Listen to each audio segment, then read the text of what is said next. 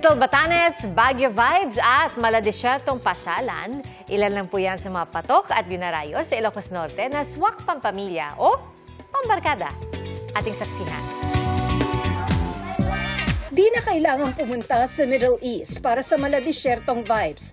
Dahil sa Lawag, Ilocos Norte, may sand dunes kung saan iba't iba ang aktibidad. Pwedeng magpadula sa sandboarding at kung gusto ang mas extreme, 4x4 ang subukan para maglibot sa buhanginan. May bisikleta rin para sa mga gusto ng mas chill. Kung gusto lang mag-sightseeing, bet na bet sa IG-worthy na burol sa Pagudpud. Sulit ang pagod sa biyahe sa ganda ng dagat at tanawin mula sa bangin na tinaguri ang Little Batanes ng Ilocos Norte. Mahangin din sa lugar na swak ngayong tag-init. Dagdag atraksyon din ang wind farm na masisilayan mula sa burol.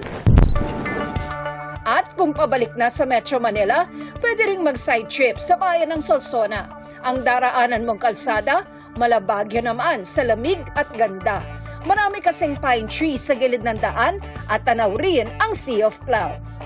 Para sa GMA Integrated News, ako si Tina Panganiban Perez, ang inyong saksi. Mga kapuso, maging una sa saksi. Mag-subscribe sa GMA Integrated News sa YouTube para sa iba't ibang balita.